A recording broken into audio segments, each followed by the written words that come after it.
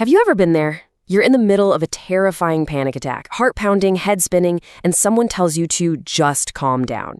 It's like the most common advice you can get and probably the most useless. We're going to dig into why that advice completely backfires and how one man, after a 30-year struggle, found a solution that is, well, it's going to surprise you. So let's start right there with that core question. Why does trying to calm down, trying to force it, feel like pouring gasoline on a fire? It's so frustrating if you've been through it, and the answer, it turns out, is a little sneaky, and it is the key to absolutely everything.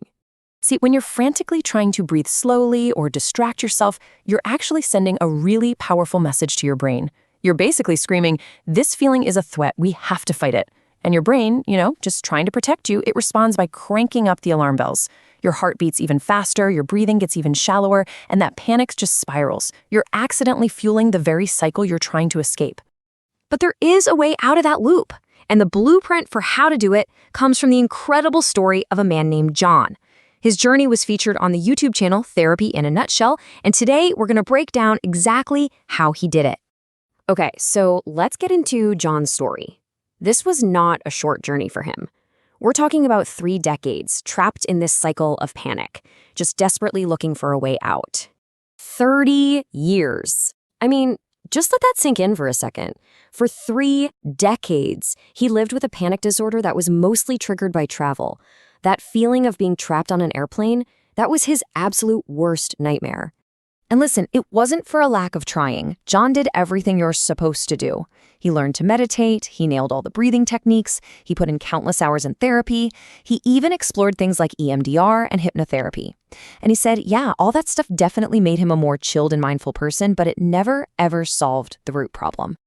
And this quote from him, man, it just says it all, doesn't it? After all that work, he was still living with this constant dread of the big one, that super panic attack that would just steamroll all of his coping skills. The fear itself was still calling the shots. And then, everything changed. After decades of trying to calm his body, he stumbled onto a completely different approach. He realized the problem wasn't his physical symptoms. It was the story he was telling himself about those symptoms. And this gets us to the most important concept here, the panic story. So what is it? Well, when your heart starts pounding, the panic story is that little voice that screams, I'm having a heart attack. When your breathing gets weird, it's the thought, what if I pass out right here? They feel real, but they're just interpretations. They're the scary stories your brain makes up about what's happening in your body. Okay, so here's how that whole vicious cycle plays out. First, you have a trigger. Let's say it's the doors closing on an airplane. That causes step 2, a physical sensation, like your heart starting to pound. But then comes the crucial step, the panic story. You think, oh no, this is catastrophic, I'm trapped. And that story is what tells your brain to slam the big red panic button, creating a feedback loop that just spirals and spirals. And that was John's huge light bulb moment.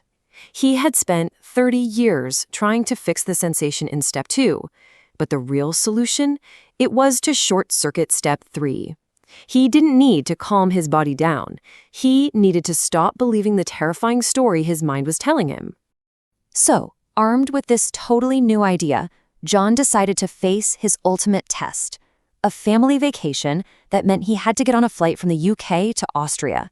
He was terrified, you can imagine, but this time, he had a new game plan. So picture this, he gets on the plane, the doors close, and just like clockwork, the anxiety starts creeping in. His heart starts pounding. The old story kicks in. What if I have a panic attack? This is going to be a disaster. But this time, instead of fighting it, he just labeled it. He thought, there it is. That's panic story number 2. And then he did something absolutely wild.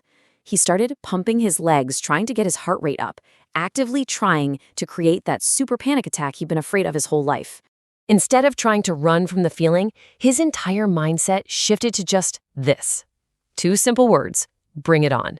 He was inviting the very sensations he had spent 30 years running away from. He was daring the panic attack to come and get him. And the result? It was just astonishing.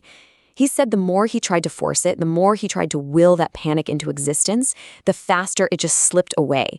The monster literally vanished the moment he turned around to face it. The anxiety it fizzled out, and he went back to watching Netflix. John's story is just incredible, right?